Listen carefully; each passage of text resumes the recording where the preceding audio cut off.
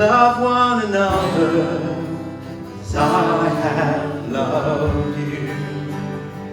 Keep my commandments in all that you do.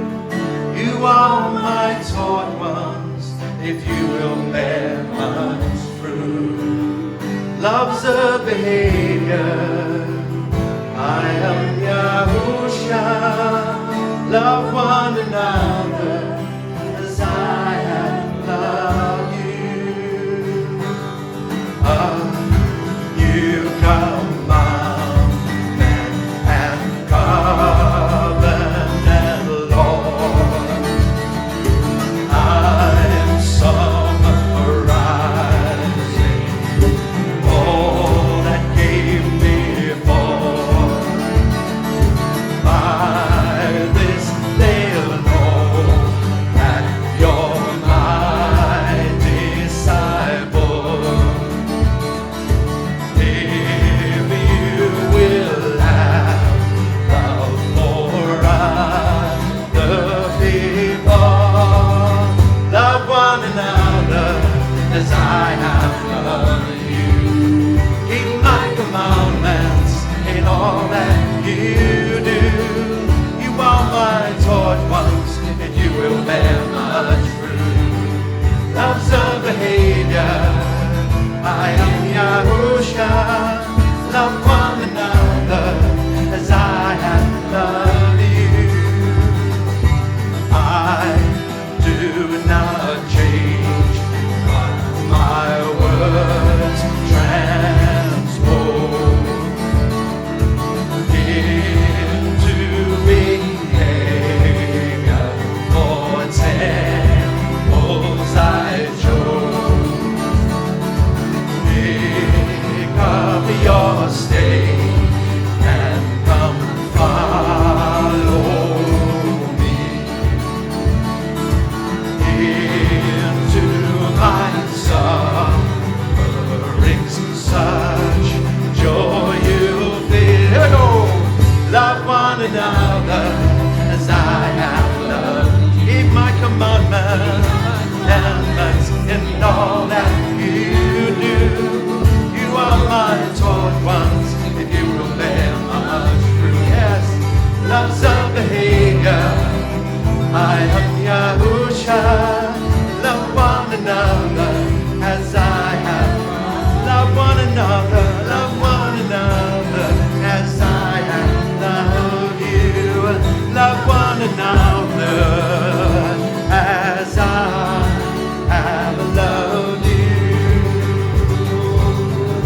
Love one another. Hallelujah. Wonderful. All right. Here we go. We are starting a new chapter tonight, chapter 3. We finished chapter 2 last week, didn't we? Yes, we did. And we're starting chapter 3 this week. It's Paul's setting out what Yahusha wants us to know. Tonight's all about a supernatural calling, where you can find it and where you should be experiencing it. Supernatural calling, remember that as we go through. Hebrews chapter 3. So my set-apart brothers, those called to be partakers of the supernatural heavenly calling, closely consider Messiah Yahusha, the great apostle and high priest of our confession. For he was trustworthy and obedient to him who appointed him. That's Yahuah. Just as Moses was trustworthy in all his house. That's as far as we're going to get tonight. We're going to talk about this supernatural heavenly calling. Firstly, he says, so my set-apart brothers, obviously meaning brothers and sisters. So my set-apart brothers, it's like he's continuing a sentence, isn't it? So my set-apart brothers, in light of these facts, let's review what Paul's told us so far. In light of these facts, that Yahusha the Son is deity, not inferior, but co-equal and one with Yahuah. Because they're the same being, aren't they? We discovered that in chapter 1. That Yahushua the Son is not a super angelic being, but more powerful and greater than angels. We covered that, didn't we? That Yahushua the Son is not a prophet, but the prophet and greater than all prophets. That Yahushua the Son is the Word made flesh. That Yahuah the Father took on himself fleshly humanity as Yahusha and is greater than Adam. I think we did that last week. That the Son is virgin born, the Yahuah man. That Yahusha the Son came to redeem fallen man, not fallen angels. He didn't come to redeem the demons, did he? But fallen mankind, his bride specifically. Many people say he died for the sins of the world. No, he didn't. He died for his bride because the world don't want to know him. He died for anybody who wants to know him. So, my brothers, he says, those who are partakers of a heavenly supernatural calling. So, my brothers, those called to be partakers of the supernatural heavenly calling. Partakers, what does that mean? Partakers, if you're partaking in something, you're sharing it together, aren't you? The Son partook, Yahushua partook. He took part in human nature, didn't he? We saw that last week with the egg and the incorruptible seed, the sperm, all that. Remember that we went through? Yahushua took part in the human nature that we might partake of divine nature. If he didn't become human, there's no way we could become divine at all. In 2 Corinthians 1, Paul says, "And our expectation for you is steadfast, because we know that you are sharing in the sufferings. So you also share in the calling. Just as you're sharing in the sufferings, so you also share in the calling." That's how you know you're in the right calling, if you're sharing in the sufferings. There's no way you can live on this earth with Yahushua inside you and not be suffering something, because it's just such a depraved environment that we all live in. There's no way you could be not suffering something inside when you look out of these eye holes at the world around you. And even closer to home, what might have happened to families, children, loved ones, friends, everybody, you suffer something.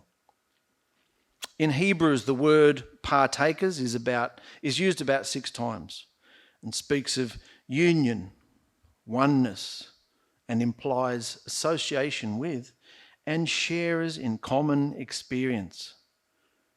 Partakers means that you're sharing in a common experience. How can you be sharing in a common experience with people if you never see any other people that believe the same thing as you? If you're not assembling or having fellowship with anybody, how can you be partakers of a common experience? What, online? In that fraudery that goes on online? In this case, it is with Yahushua and his bridal assembly. It means to have a part, to share in common with others.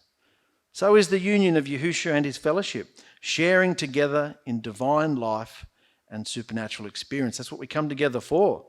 You can read by yourself, you can pray by yourself, you can even sing songs by yourself. Sharing together in divine life and supernatural experience. Coming together to share and partake of the same experience. In real accountability and relationships. Yeah? If I'm sitting behind a screen in the dirty roof of my house or mum's basement somewhere with a fake username and a fake photo on my profile, if I've got any photo on there, just spewing out words, who knows who I am? I could be anybody. But to come and meet with people one-on-one, you can see people's behaviour, can't you? You're held accountable. Relationship. Not just screen profiles that post anonymous comments and scriptures with cryptic usernames. Not even a real photo of themselves. How many people out there, particularly believers, don't even have a real photo of themselves on there? So you don't even know who you're talking to. I don't know whether to even say brother or sister sometimes. It's so bizarre. Make yourself known. You know, unless you're in witness protection or something, which not many of us are. Make yourself known. Be real. Hi, I'm Mark. Not Moshe Eliyahu, Natsarim, I'm Mark. Aussie bloke, Mark. This is me, photo, me, hello, g'day. Make yourself known and be real. That's how you get to know people, if you're going to go onto these fake platforms anyway. This social media stumbling block are anything but social. They're actually a counterfeit for getting out and having real relationships and holding them back from being partakers of the higher calling. Most things online, most things on screens are a counterfeit to stop you from getting a life, being partakers of a higher calling. Yeah? Being partakers of a supernatural heavenly calling, not an earthly calling, heavenly calling. Israel as a nation had an earthly calling. They were legit. They were the bride. Genesis, Exodus, Leviticus, Numbers, Deuteronomy, Joshua, all the story, all the account of what they went through. They had a real calling, an earthly calling. It could have gone on to more, but it ended in failure. This earthly calling had earthly land possessions, promises, earthly blessings, promises, material temple, physical city, sacrifices, worship, and what became religion. The one thing that survived all that was the religion. It was a call that came from heaven, but whose location and destiny was in the earthly physical dimension, wasn't it? Their call came from heaven. Yahuah called them out of Egypt. Firstly, he called Abraham long before that, but it was on earth. But even so, how many still clutch so tightly big portions of this old natural calling today? How many people, like an elderly person clutching a handbag on the bus, clinging to it, aren't they? Clinging to their old earthly calling for dear life. Because if we don't have an earthly calling, what have we got? A supernatural one maybe? But you can't see that. So you got to have belief. Yahusha's bride has a call that comes from heaven to earth to take a heavenly people from the earth into a new royal plane of existence in a supernatural eternal reign. That's what we're going to be. The seed's there. It's changing us. When he comes back, we'll be transformed to become fully like him. Go into an eternal reign, a new heaven, a new earth. All that pertains to the assembly is of supernatural heavenly origin and location. It's not on earth nor of the earth. The ultimate purpose is to lead us to divine heavenly things. Obviously, we're physically on the earth, but the seed that's been sown and our being partakers of a common experience together, that's a divine calling, isn't it? A supernatural experience. The assembly is a delivered people, redeemed out of the earth to fulfill Yahusha's purposes in the earth as they are being trained and transformed for the destination of a new heavens and a new earth. All things regarding Yahusha are divine and supernatural, aren't they? Now, we're not going to look up all these scriptures, but there's a bit of an overall view of all the supernatural aspects that we're looking at. It's a supernatural kingdom. In 2 Timothy 4, speaking of the crown of righteousness that we can receive now if we overcome. It's a supernatural treasure. Yahusha spoke about that. Gain up for yourselves treasure in heaven that moth and decay can't reach. Incorruptible treasures. It's a supernatural citizenship, a heavenly destination, a supernatural inheritance, a supernatural country, the better heavenly country. It's a supernatural high priest. We know all about that, 𝗪𝗓𝗪𝗓𝗪. It's a supernatural reward. Yahusha spoke about that, the better heavenly reward to go for. A supernatural person. The heavenly one is above all. Yahusha. It's a supernatural hope. The hope of esteem, Yahusha in you. It's a secret.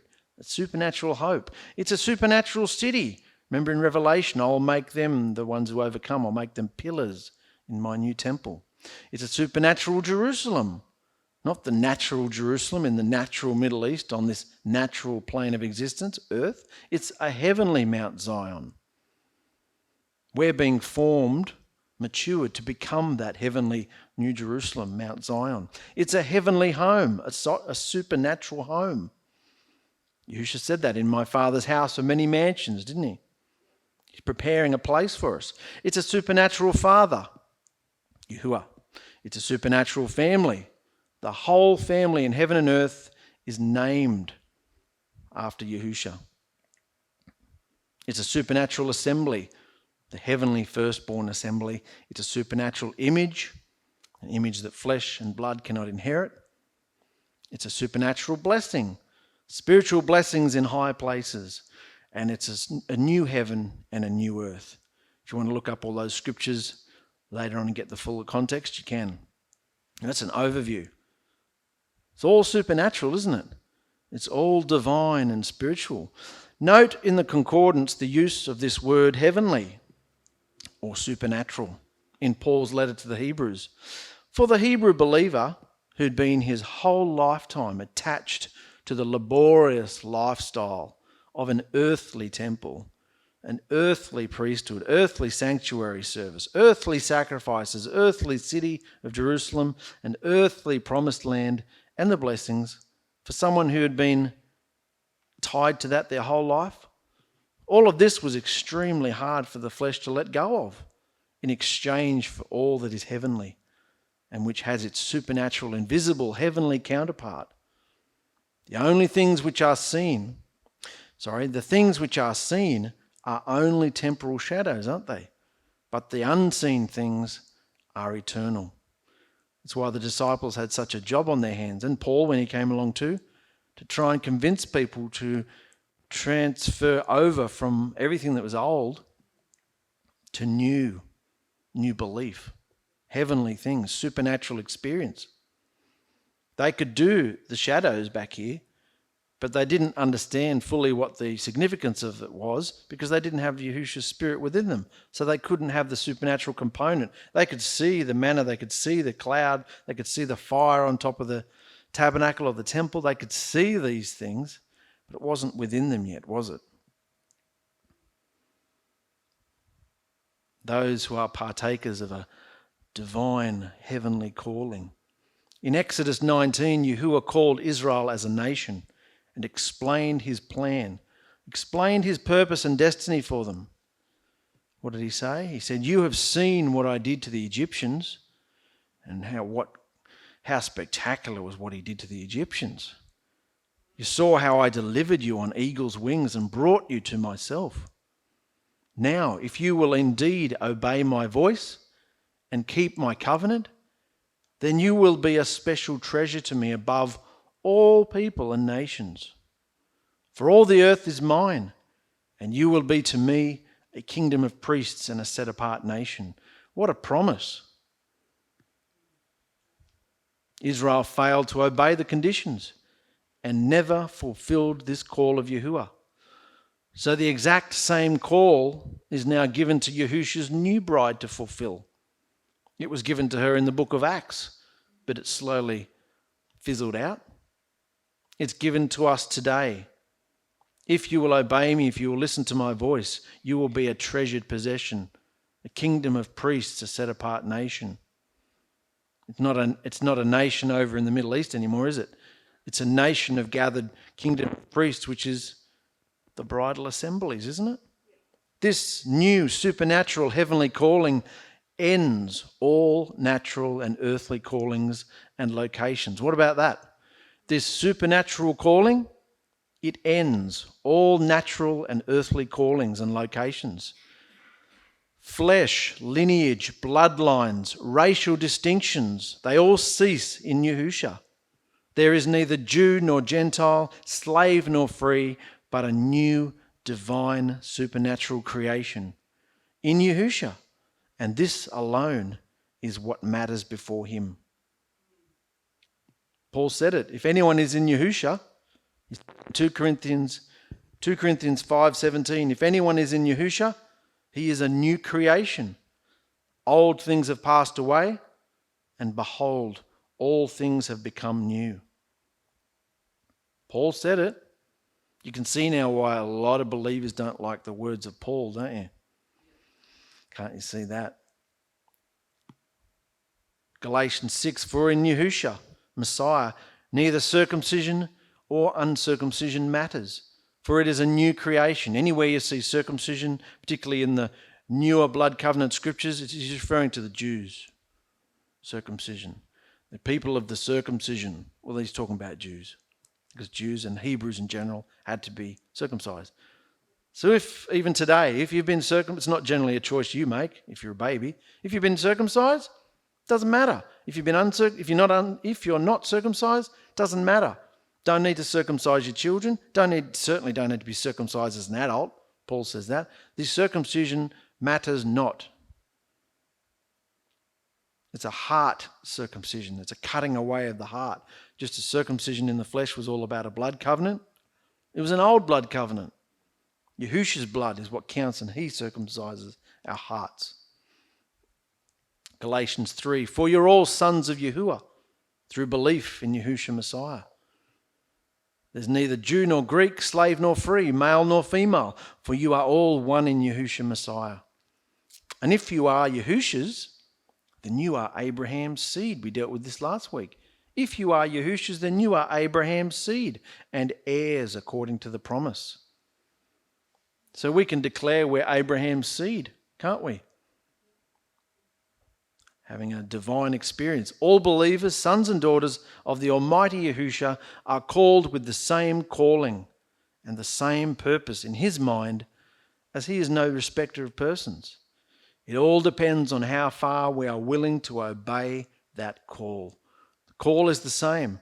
The seed is the same. It's the different hearts that vary, isn't it? The sower of the seed, the word is pure. It's the recipient of the seed and their hearts. How far are we willing to obey the call? Our obedience to the supernatural heavenly calling will determine our esteem in the resurrection. What status do you want to be when Yahusha returns? What sort of mansion do you want to have?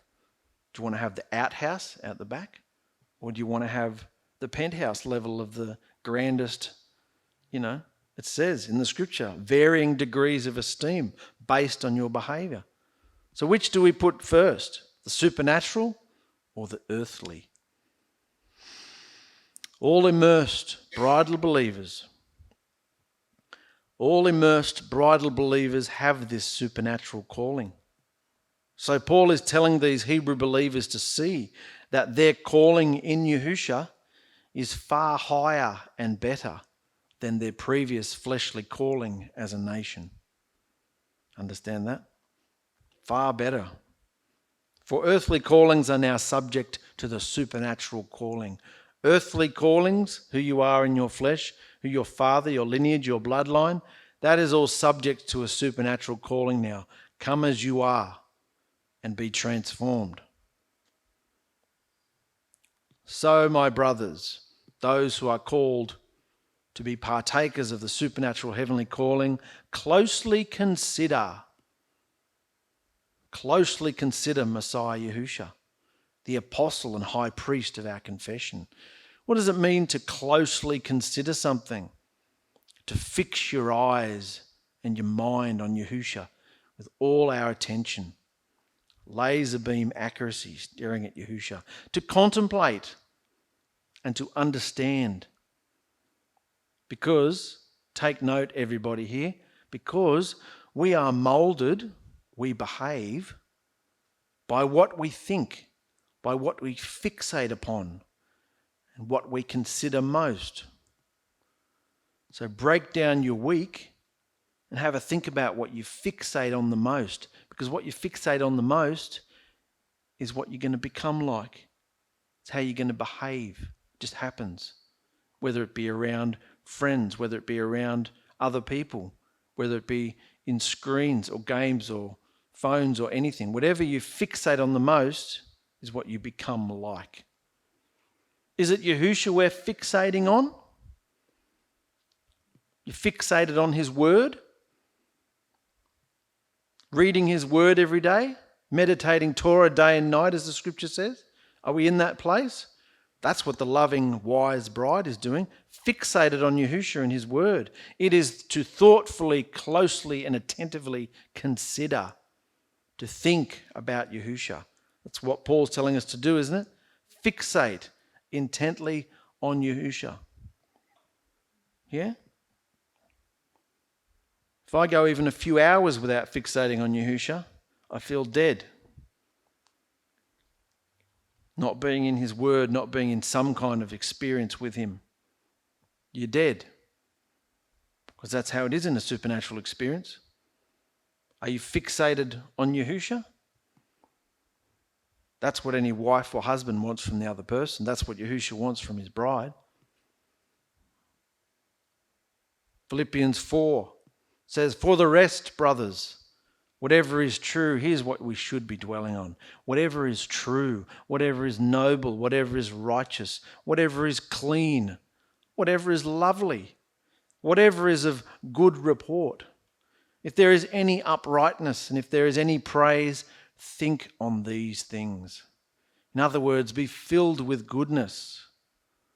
Do you find much goodness out in the world? And the things they produce? The media they produce? Not much goodness, is there?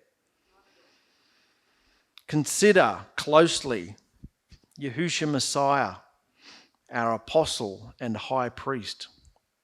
A lot of people don't like the word apostle because they've got images in their mind of Christianity and false prophets and false apostles and $1,000,000 evangelists flying around in jets and I'm an apostle. Yeah, we're not talking about religion here. There's no reason to not use a word just because religion has wrecked it. It's still a word, okay? Just means a sent one, but we're going to go into that. The word apostle, we can use that, it's fine. Here's another wonderful statement. We are to consider Yahushua Messiah, that is our anointed deliverer. And this is twofold. His office is twofold. Yahushua as the apostle, it says, and Yahushua as the high priest. The apostle, well, he was typified and shadowed for us in Moses. Moses was the grand apostle of the older scriptures, as written in Hebrews 3. Yahushua as the high priest, typified and shadowed for us in Aaron. Aaron was the great high priest in tabernacle days. Let's firstly look at this word apostle. It is worthy of note how Paul opens all his letters to the assemblies. Every letter that Paul wrote, he wrote it like this. He started it like this. Paul, an apostle or emissary of Yahushua Messiah. Emissary to me just doesn't flow off the tongue very well. If you said to somebody, I'm an emissary, they'd be like, what the hell does that mean? It's a harder word. It's not in our colloquial language as much, is it? So Paul used to open every letter with Paul, an apostle of Yahushua Messiah. But in this letter to the Hebrews, it is absent. It doesn't say it. For we are told to instead closely consider the apostle Yahushua Messiah. The Corinthian believers may consider the apostles Peter and Paul and other apostles and be divided over ministries and various personalities in their carnal baby stage of development. They're always doing that. I'm a disciple of Paul. I'm a disciple of Peter. I'm a disciple of this. They're always, who's the better one? It's fleshly, carnal, baby stage of development. But we have only been given one infallible and perfect princely leader and apostle. Without him, there would be no other leaders. And all true leaders will only point to Yahushua Messiah. Any true leader that's around in Yahushua will only point to Yahushua Messiah. And encourage believers to closely consider and fixate on him. Not standing in the doorway, drawing people to themselves or their own personalities, but always upholding Yahushua Messiah and him impaled for many. That's our goal, to focus people and lead people to Yahushua. Apostle just means a sent one, a messenger, an emissary, a missionary, a princely leader, or an ambassador. If you look at politics, you hear about the ambassador to such and such, and the ambassadors, it's just someone who's sent out to do a job. That's what an apostle means, someone who's sent out. Moses was definitely sent, wasn't he? And Yahushua was definitely all these things and so much more. Yahusha always spoke of being sent by the Father, didn't he? Not coming in his own will, but his Father's who sent him. He is the apostle, the sent one. Now this causes great discussion and conflict in the bride, in the body right now. The fact that Yahusha is Yahuah, Yahuah is Yahusha.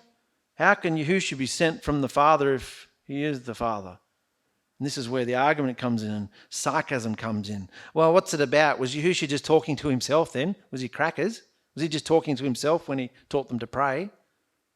Let me explain it a bit. Keep in mind that Yahusha can do anything. And our feeble, earthly, pea-headed brains can only contemplate a drop compared to the universe of his knowledge. But we can kind of understand it. Let's think about it a bit. In order to demonstrate the correct behaviour of a humble servant, Yahusha needed to have a master, didn't he? A servant must have a master or a father to address, someone to talk to and lead others to in compassion and humility. Because if he just rocked up and started demanding power and worship, hey, I'm Elohim, I'm the creator, worship me, bow down before me, he's not really putting forth a good behavioural witness, is he? If he started demanding power and worship as the creator and father, which he actually was, he would not be the trustworthy witness of behaviour required. For 4,000 years, he wanted to be known as a father figure, the creator, Elohim. And now he wanted to be known as a son. So while he was indeed Elohim in the flesh, it was that same fleshly humanity. Remember what we've seen the last few weeks? What he really took on?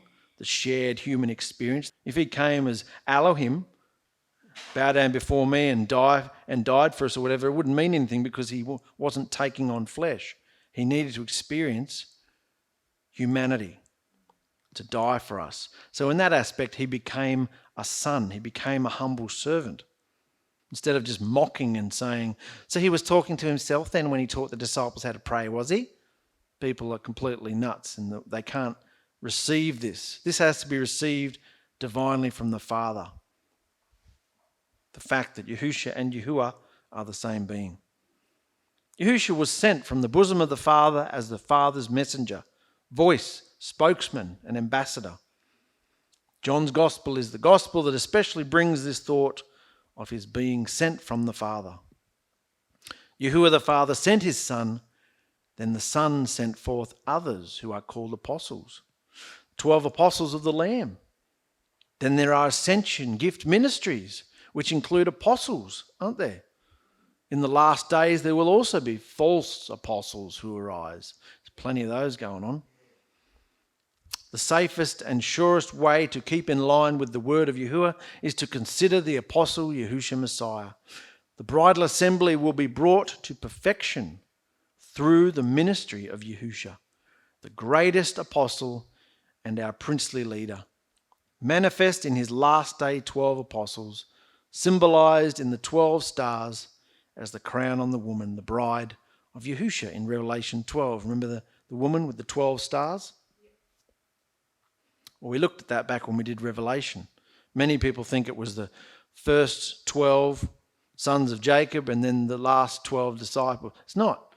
It can't be anything from the old covenant, can it? It's got to be the first 12 disciples plus 12 last day leaders in Yahusha's bride who overcome and behave his love. It's got to all be in the new blood covenant, doesn't it?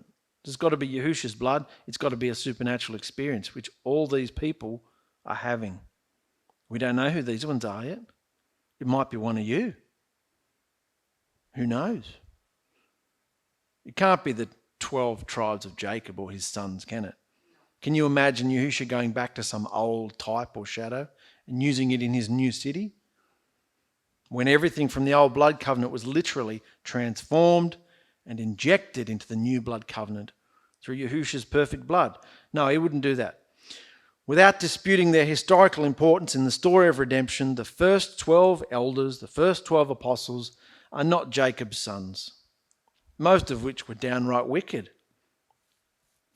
Judah came good towards the end. Joseph was good. Most of the others were just downright wicked. Jacob's 12 sons, these men served their purpose in fulfilling Yahuah's promises to Abraham, in establishing a royal nation to shadow forth his divine truths in. Old Israel after the flesh was divorced, and the new bride has been stamped and sealed with all the blood covenant responsibilities and promises through a new and living way, new blood and new behaviour. So the first 12 elders stand at the close of the old blood covenant and assist in the opening of the new blood covenant assembly. That's what Yahusha's disciples did, didn't it? They are of the old, they lived in the old, they lived under the old blood covenant until Yahusha came along and they became part of the new blood covenant. They had lived at the overlapping of them both, very unique people, living at the overlapping of them both. They are distinctly and uniquely the 12 apostles of the Lamb, for they were with him in his earthly walk, making them unique. So it'd be definitely those 12. Then we have the last 12 elders who stand at the close of the old earth assembly and at the opening of the new earth, transformed new bridal assembly. The bride, the wedding. The last 12 are the completion of the assembly and are seen in Revelation as the 12 stars on the head of the woman in Revelation 12. They will be a part of the last day revolution for behavioural maturity under the outpouring of Yahusha's Spirit at the close of this old earth, before Yahusha destroys everything with the sheer magnitude of his radiating perfect presence and makes all things new. That's the apostles. 12 first day and 12 last day apostles. Moses is considered the apostle, the princely leader of the old blood covenant assembly in the wilderness, just as Yahusha is the apostle of the new blood covenant assembly. Moses was the sent one, sent of Yahuah to deliver his people from Pharaoh and Egypt's cruel slavery and hard bondage, which all shadow and speak of Yahusha, the sent one, sent of the Father to deliver his bride from the bondage and slavery of Satan's kingdom within them. See that? One is a shadow of the other. So not only is he an apostle, consider Yahusha our apostle, consider him our high priest. Yahusha is wonderfully typified in Aaron, types and shadows, as the high priest of the old blood covenant, as dealt with in Hebrews 5. The word priest also means princely leader or minister. And Yahusha is our high priest and princely leader. For 1,500 years, Yahuah taught the nation of Israel the need of priesthood and a mediation ministry. They learnt to depend on their high priest, learnt to depend upon his ministry of sacrifice and atonement, and him as their representative before the esteem of Yahuah in the tabernacle or temple services. All Israel would have to closely consider their high priest, wouldn't they? Really petrified on the Day of Atonement. Maybe the high priest wouldn't come back. Maybe the whole nation would be judged guilty. They had to closely consider their high priest, especially on the Great Day of Atonement ceremonies, as the whole nation was atoned for and represented in him, their high priest. Then there were the numerous daily administrations, as well as the appointed feasts of Yahuah also. Israel had to continually consider their high priest, Aaron, as the only Yahuah-established way of approach to him. The Hebrews had done so, but now they are to take their eyes off the earthly and Aaronic priesthood and sacrifices, literal physical temple, and closely consider Yahusha, the high priest of their confession. He is the heavenly high priest and priest upon the throne of Yahuah. So here are the two offices. Here, the two offices are linked together in the one person and bring out two great truths, typified and shadowed in Moses and Aaron. We see that Moses and Aaron were brothers and both received a part of the same ministry. Apostle and high priest, that's Yahusha, Moses was the apostle and Aaron was the high priest. Moses was the apostle or sent one. Yahuah sent him with his own name to bring deliverance to the children of Israel. And the whole assembly in the wilderness was built upon this foundation. What were they called in the assembly? What were they called in the wilderness, I should say? An assembly. They were called to assemble together at certain times.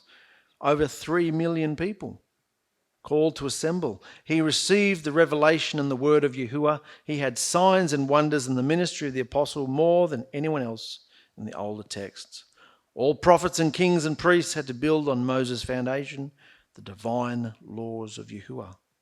The feast of Yahuah, the tabernacle, and sacrificial offerings and Aaronic priesthood, all were founded in the revelation given to Moses.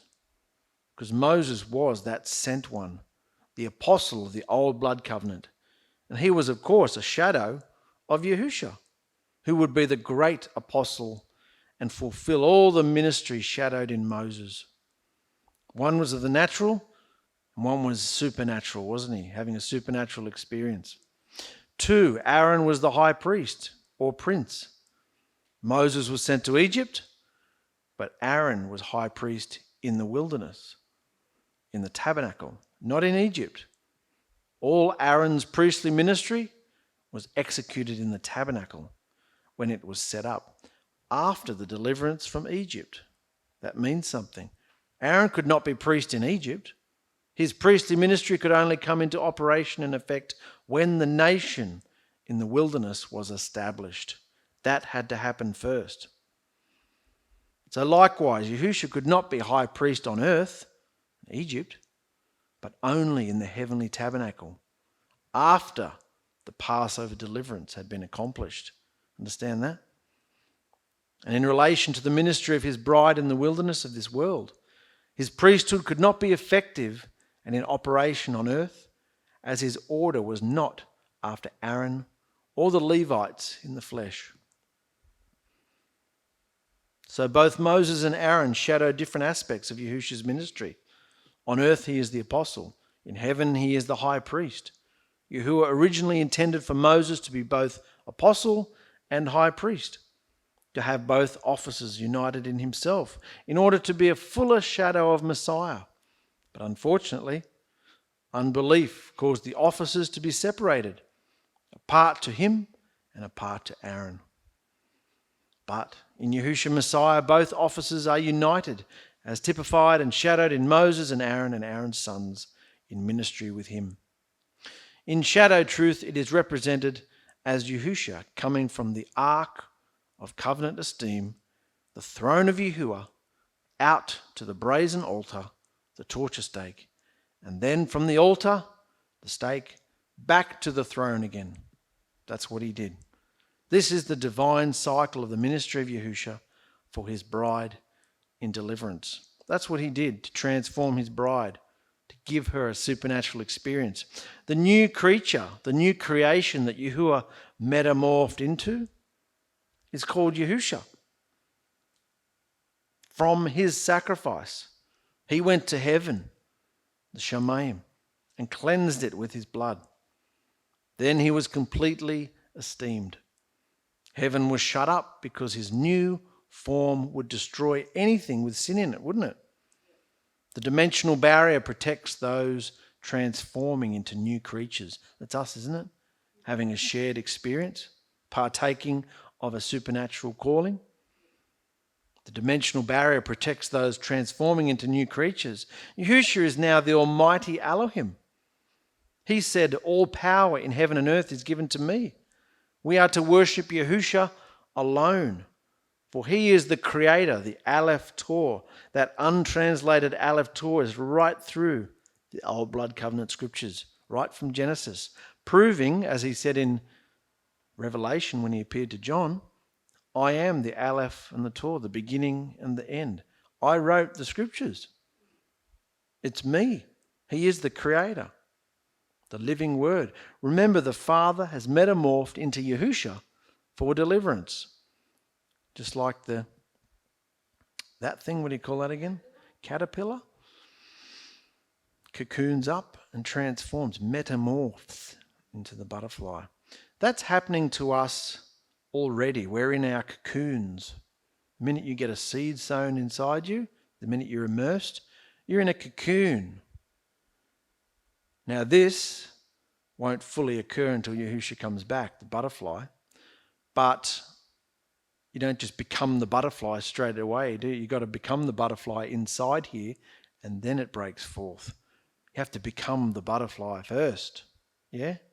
And then he breaks open the seam of dimensions and comes through and transforms us. But we have to be ready.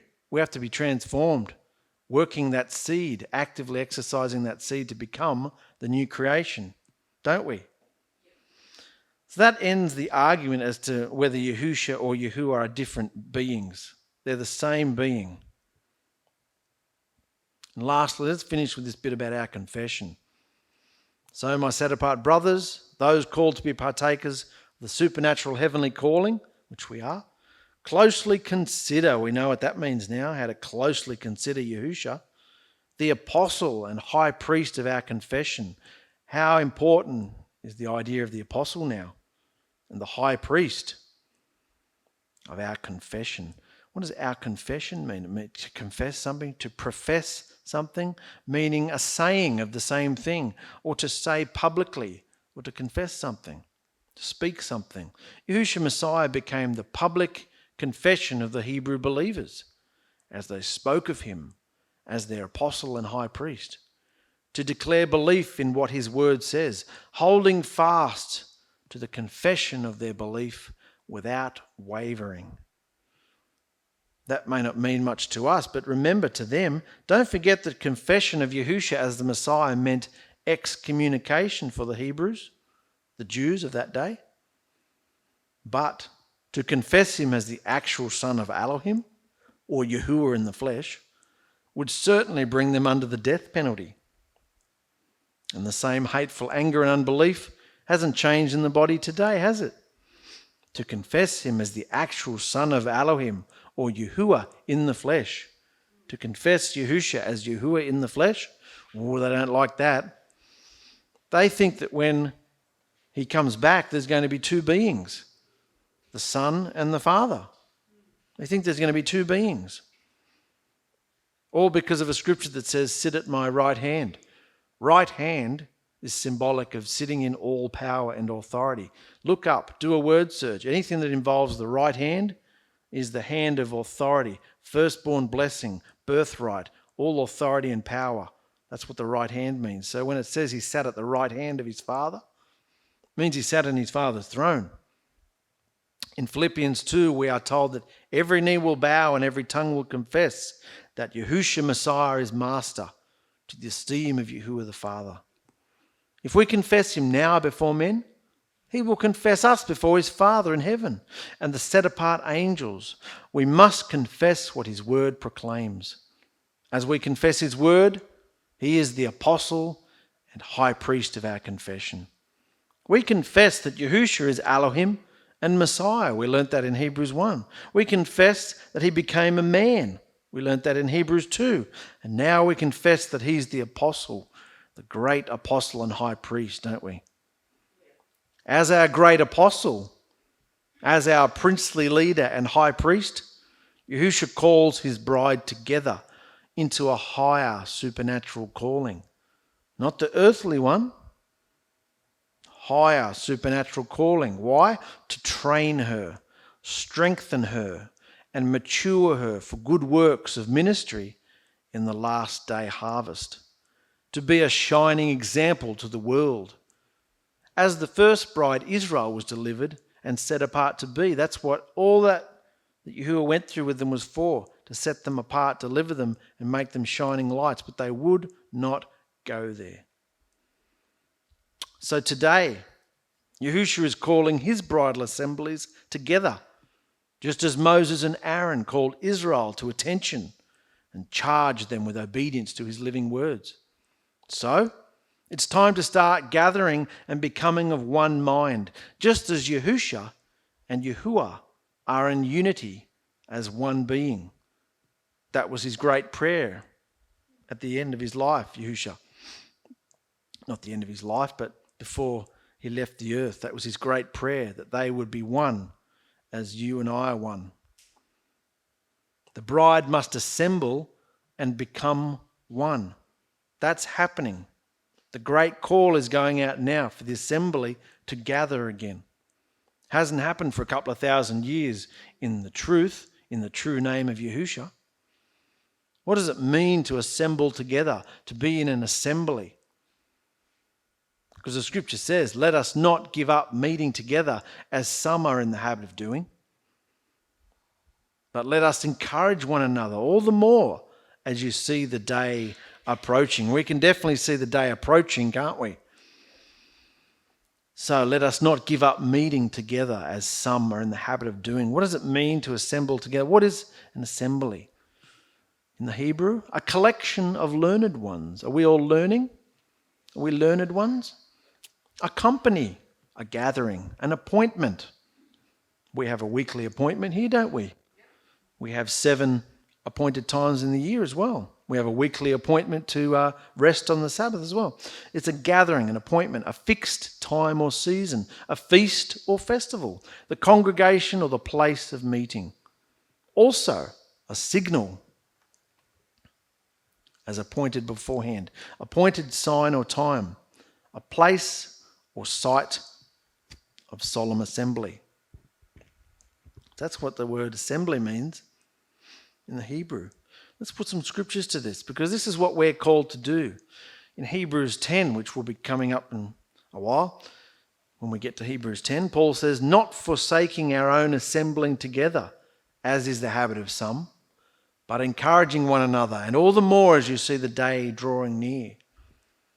In Acts 2, they were continually devoting themselves to the apostles' teaching and to fellowship and to breaking of bread and to prayer. Well, we're only commanded to gather together 7 times a year, so I don't have to go every week. Yeah, but they didn't have to either. And how often were they doing it? Continually. They'd just been immersed after the great day of Pentecost. Continually devoting themselves to the apostles' teachings, fellowship. You can't fellowship by yourself. Fellowship, breaking of bread, and to prayer. That didn't mean any hooky spooky breaking of bread, ritual rubbish. That just meant they're having meals together. They were eating together, from house to house, praying together. Why? Because where 2 or more are gathered together in my name, I am there in their midst.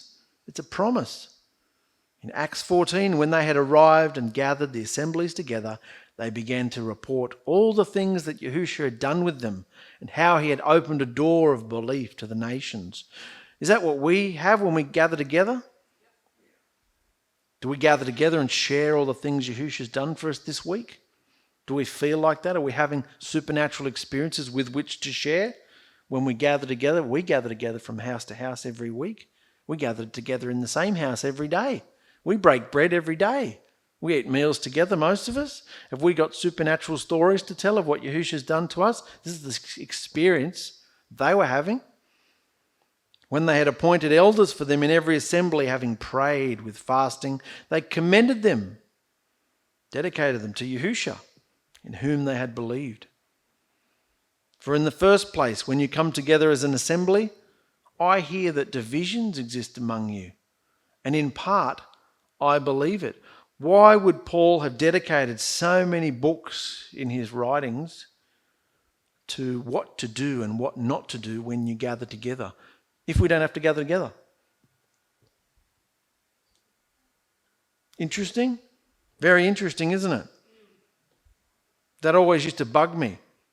Because when you come out of the church, or you come out of the Jewish movement, or the synagogue, or the temples, the churches, religion, you don't want to gather with people because you've been hurt. You've been cut off. You've been ostracized. You've gone in there all excited. And, I found out about Yahusha. Guess what? And you get booted to the curb most of the time. Your friends, your family, even husbands, wives, whatever. You know, things fall apart from seam to seam. And so you get devastated and you get upset. You don't want to gather anymore because of what people have done to you. But it's time to get stronger. Yahusha is now putting the call out to strengthen his bride and let her see that what you came out, you don't go back. Don't go back to your local church. No, don't go back to where you came from. You go to gather with like-minded believers. And if there aren't any, what do? Open up the door and wait. We've had a few people come through over the last couple of years. Now Carol's come along, using all her gifts for Yahusha. Took 2 years to get someone solid to come and sit here, not just, you know what I mean? Yahusha provides. When Yahusha does something, he does it from nothing. The assemblies of Asia greet you. Aquila and Priscilla greet you heartily in Yahusha with the assembly that is in their house. In their house. You don't need a fellowship hall, a church building, anything like that. You don't need that. The assembly is the people.